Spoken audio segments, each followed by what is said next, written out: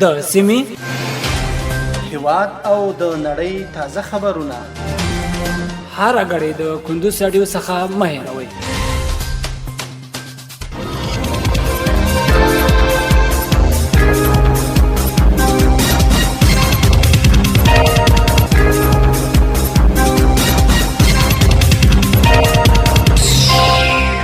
السلام علیکم. د کندوز رادیو درنو اوریدونکو ستړي مه شئ. پام واړم د کندوز رادیو څخه د دې ساعت تازه او مهمو وروستیو خبرونو ته. نن چهارشنبه د دلویا د سلواغې 18مه د 2023 میلادي کال د فبرورۍ میاشتې 7 نیټې سره سمون لري.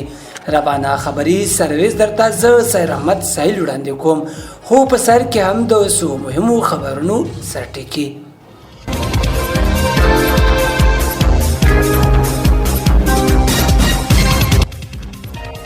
د کورنیو چارو سرپرست وزیر د خوست ملکی تخصصي روغتون څخه لیدنه کړې.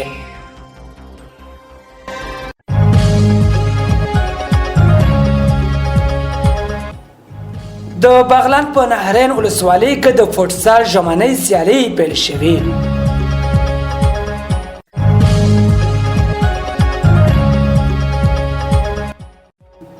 او سعودي له اسرائیل سره اړیکو ساتلو په اړه خپل دریځ روښانه کړ.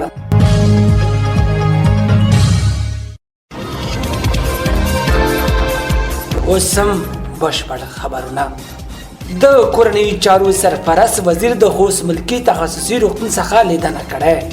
د کورنیو چارو سرپرست وزیر خلیفه سراج الدین حقانی او ورسره مل پلاوی د خوست ملکی تخصصي روغتون ته تللي او هلته د ناروغانو د احوال اخیستنې ترڅنګ د روغتون له مسؤلینو سره هم کتلي. ورته وخت کې د خوست د عامې روغتیا ریاست سرپرست ډاکټر ګل صاحب شاه په دې ولایت کې د روغتیايي وضعیت په اړه معلومات وړاندې کړي.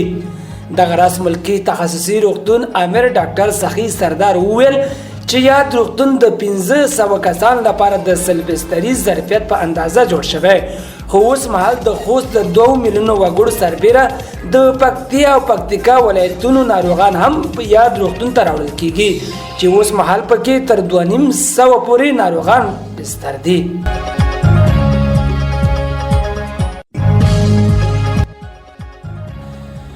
د بغلان په نهرین ولسوالۍ کې د فوټسال ژمنۍ سیالۍ پیل شوې. د بغلان ولایت په نهرین ولسوالۍ کې د بدني روزنې او سپورت امیر له لوري د فوټسال ژمنۍ سیالۍ پیل شوې چې 20 ټیمونو پکې برخه اخیستې وه. د بغلان د بدني روزنې او سپورت امیر قاری محمد امیر امیري وویل چې دغه سیالۍ د بغلان ولایت په نهرین ولسوالۍ کې د فوټبال فدراسیون د مشر محمد ګل مسکینیان، فني مرستیال محمد اعظم اکبرزاده او د فوټسال کمیټې مسؤل عبدالحق شاهین له لوري پیل شوې وي. امیري زیاته کړه چې دغه سیالۍ 12 ورځې دوام کوي چې 20 ټیمونه به پکې ولوبېږي او خپلو کې به د جوړ شوي مهالویش له مخې سره سیالۍ ترسره کړي. لوبغاړي وایي چې دغه ډول سیالیو په لاره اچول د لوبغاړو د وړتیاو د زیاتو او د فوټسال لوبې د ودې او پراختیا په برخه کې ډېر ګټور تمامېږي.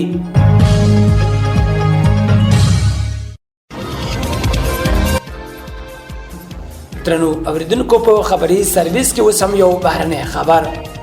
سعودي له اسرائیل سره اړیکو ساتلو په اړه خپل دریځ روښانه کړ.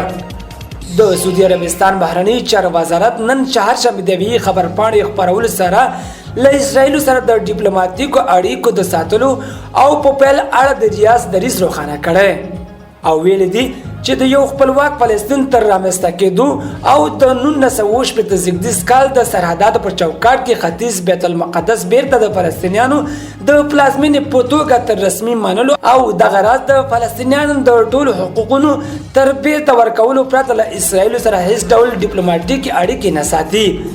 ریاض ویلي د سعودي شاهي کورنۍ د فلسطینیانو مشروع حقوقو څخه دفاع کوي او په دې اړه امریکا د خپل دریځ روښانه کړی دی. دا په داسې حال کې ده چې پرون سه شنبه سپینه ماڼۍ ویلي وو چې د سعودي او اسرائیل ترمنځ د اړیکو عادي کولو په اړه مثبت پیغامونه ترلاسه کړي. یادونې وړ ده چې امریکا له مودو راهیسې هڅه کوي تر څو له اسرائیل سره د سعودي او ځینو نور هیوادونو اړیکې عادي کړي او ریاض دغه دریځ وروسته تر هغې روښانه کړی چې د امریکا د بهرنیو چارو وزیر انتو بلینکن تازه سعودي ته ورغلی او له ولیعهد محمد بن سلمان سره کتلې دي.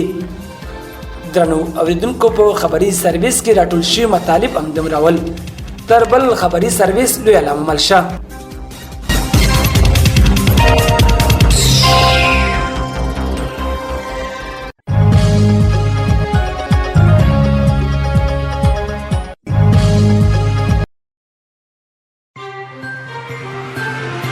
د سیمې هیواد او د نړۍ تازه خبرونه هر غړي د کندوز رادیو څخه مه هېروئ.